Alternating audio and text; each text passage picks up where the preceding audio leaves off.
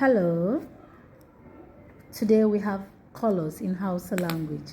Sit back and enjoy the class.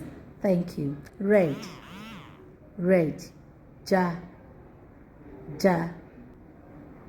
White, furry, furry. Black, black, baki, baki. Green, green. Ore, ore.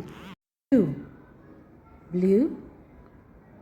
Shudi, shudi, shudi. Ruwan dorawa, ruwan dorawa. Brown, dorowa, dorowa. Light, light. Husky, light, husky. Take note, there is difference between light and white. White is furry, light is husky.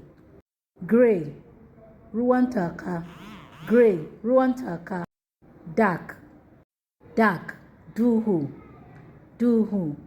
So black is baki, dark is duhu, duhu.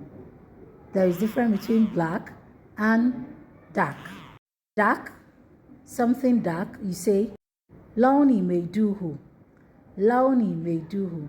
Meanwhile, color means launi in Hausa, launi me duhu.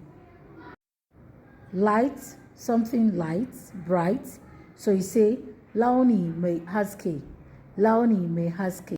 See you in my next class. Thank you.